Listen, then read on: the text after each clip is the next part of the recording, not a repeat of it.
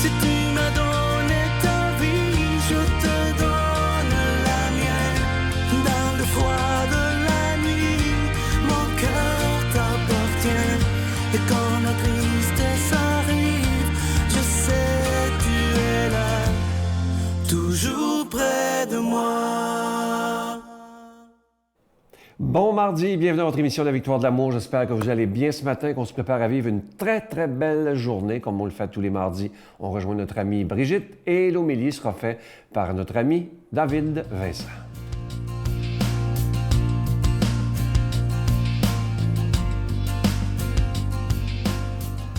Bon matin tout le monde. Vous savez quoi? On continue avec les anges. C'est incroyable. Je pense que je pourrais faire ça pendant 2 ans, mais là, peut-être que vous seriez un petit peu tannés, tu sais. Mais je veux aller au moins jusqu'au bout de ce qu'on avait commencé. J'ai parlé beaucoup des anges déchus et tout ça, mais c'est important de parler aussi des des anges qui, eux, sont restés dans l'obéissance au Seigneur, ont voulu travailler à son plan divin. Et comment ils sont là dès les premières lignes de l'Évangile. Je ne sais pas si vous avez déjà regardé, mais dès que l'Évangile commence, c'est ça qui commence. C'est un ange prénommé Gabriel qui vient visiter Marie de Nazareth, une jeune fille qui est promise en mariage à Joseph. Alors, dès les premières lignes dans Luc, vous pourriez aller voir dans Luc, l'Évangile selon Luc, premier chapitre, là, ça commence comme ça. Ça commence au 11e verset à peu près. Et on voit aussi, on dit, c'est Jean-Paul II qui dit ça, il dit « Dès les premières lignes de l'Évangile, nous voyons intervenir l'ange Gabriel, dont le nom signifie « puissance de Dieu ». Il est vraiment l'ange de l'incarnation, comme pour dire qu'au sommet de la création, l'incarnation est le signe suprême du Père Tout-Puissant. Hein? C'est incroyable de penser, non seulement c'est incroyable de penser que Dieu existe, mais c'est encore plus fou de penser que Dieu s'est incarné. On est d'accord avec ça, là? C'est tellement fou qu'il y a plein de monde qui n'y croit pas. C'est un acte de foi. Il faut y croire. Il y a aussi un autre ange qui apparaît à Zacharie, parce qu'il y a l'annonce faite à Marie, mais il y a l'annonce faite à Zacharie aussi. Et il dit, c'est toujours dans Luc, hein? Alors lui apparut l'ange du Seigneur, debout à droite de l'autel de l'encens. À cette vue, Zacharie fut troublé et la crainte fondit sur lui. Mais l'ange lui dit, « Sois sans crainte, Zacharie, car ta supplication a été exaucée. Ta femme, Élisabeth, t'enfantera un fils et tu l'appelleras du nom de Jean, Jean le Baptiste.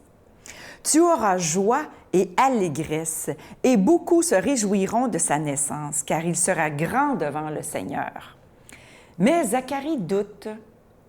L'ange reprend et donne ainsi une définition parfaite de ce que c'est un ange.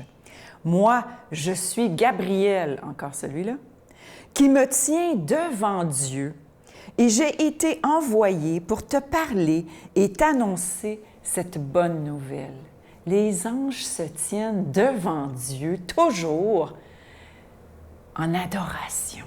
Ils viennent nous aider. Amen.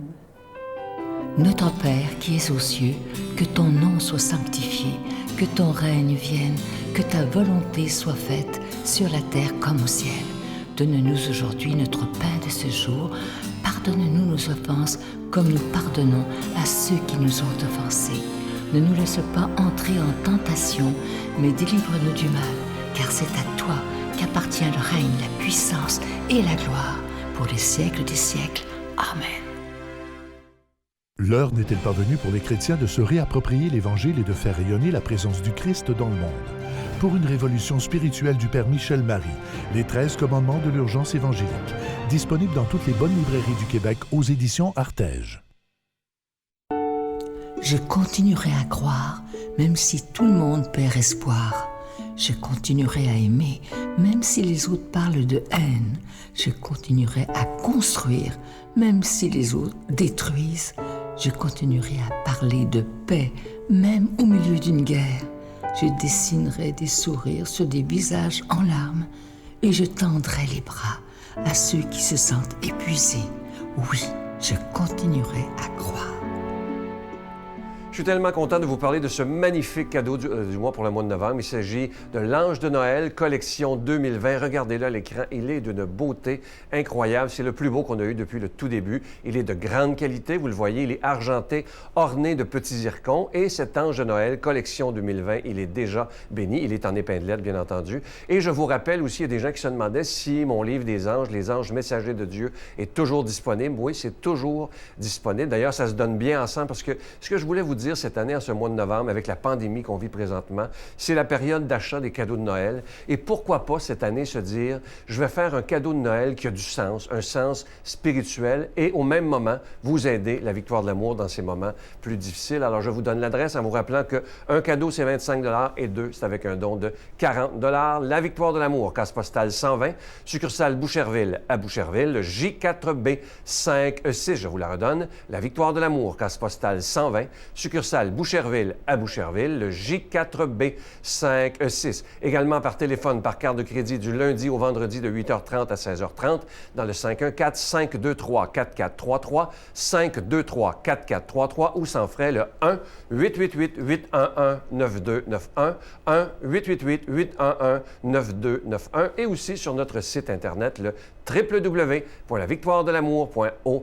Alors, je vous rappelle ce magnifique Ange de Noël, collection 2020. Il est déjà béni, il est en épinglette. Et si vous voulez aussi, il y a toujours mon livre, Les Anges messagers de Dieu, qui est disponible. Vous pouvez commander les deux pour un don de 40 $. Merci de tout cœur de votre très grande générosité.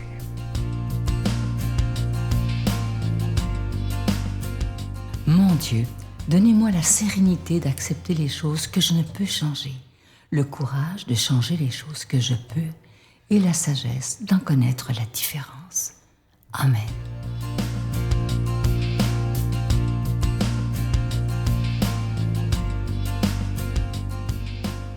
En ce début de journée, mettons-nous à l'écoute de la parole de Dieu. Bonne nouvelle de Jésus-Christ selon saint Luc. Jésus disait aux apôtres, « Lequel d'entre vous, quand son serviteur vient de labourer ou de garder les bêtes, lui dira à son retour des champs, « Viens vite à table. » Ne lui dira-t-il pas plutôt, « Prépare-moi à dîner, mets-toi en tenue pour me servir le temps que je mange et que je boive. Ensuite, tu pourras manger et boire à ton tour. » Sera-t-il reconnaissant envers ce serviteur d'avoir exécuté ses ordres? De même, vous aussi, quand vous aurez fait tout ce que Dieu vous a commandé, dites-vous, nous sommes des serviteurs quelconques. Nous avons fait que notre devoir. Acclamons la parole de Dieu. Louange à toi, Seigneur Jésus. Aujourd'hui, j'ai le goût de te raconter une petite histoire religieuse. Je te raconte l'histoire d'un homme qui arrive aux portes du paradis pour entrer dans la vie éternelle. En arrivant devant Saint-Pierre, ce dernier lui dit que pour entrer au paradis, il a besoin d'avoir accumulé au moins 100 points.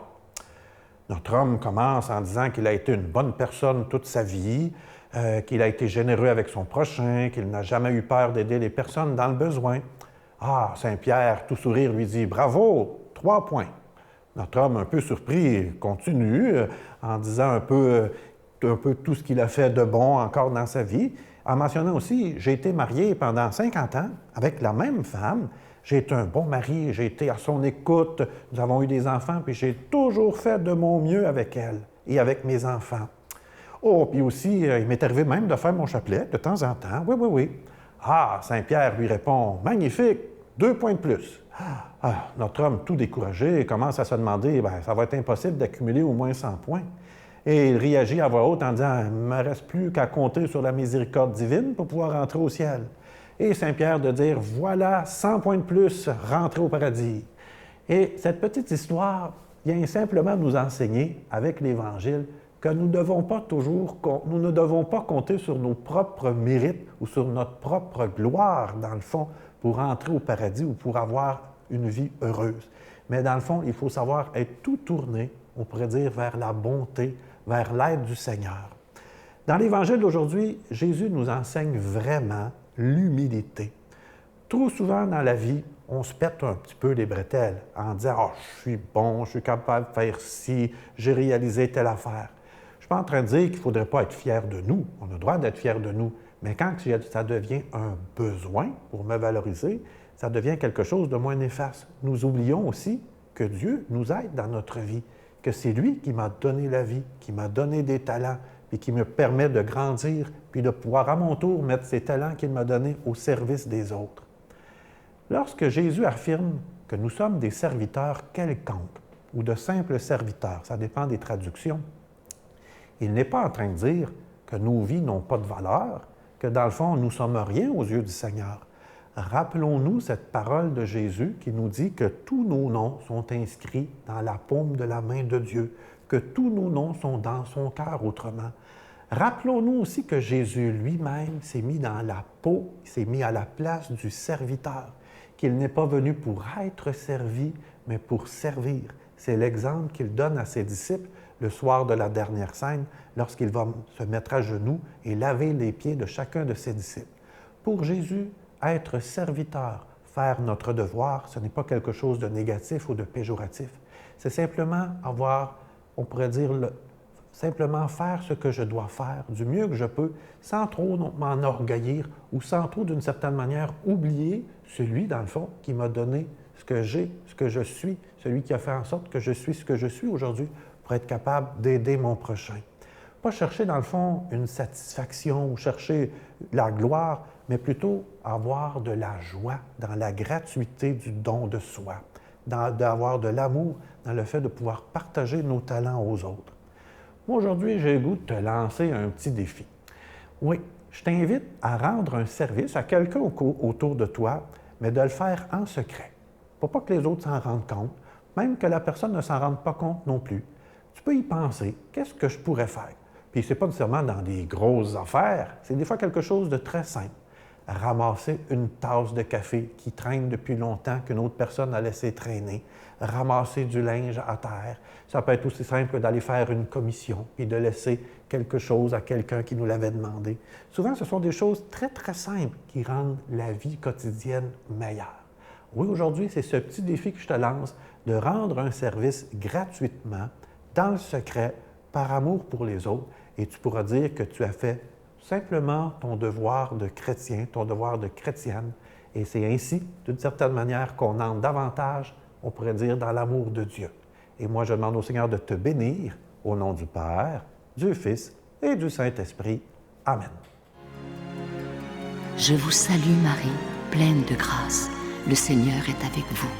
Vous êtes bénie entre toutes les femmes, et Jésus, le fruit de vos entrailles, est béni. Sainte Marie, Mère de Dieu, priez pour nous pauvres pécheurs, maintenant et à l'heure de notre mort. Amen.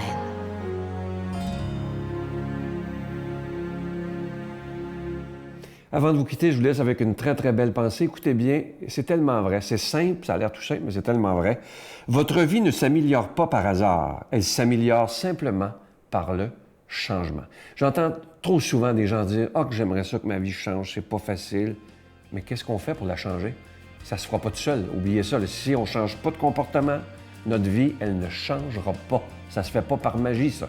Si on veut que quelque chose change dans notre vie, il faut accepter de faire des changements. Et on sait que l'être humain a très peur des changements. Je vous souhaite une belle journée. À demain. Bye. J'ai compris que c'est dans les plus grosses épreuves, puis quand on descend le plus bas, qu'on remonte le plus haut. C'est dans l'obscurité la plus totale qu'on peut enfin voir toute la lumière et toute la force qui nous habite, tu sais. Mais faut savoir continuer. La vie est faite pour s'aimer. La vie est faite pour s'aimer. La vie est faite pour s'aimer.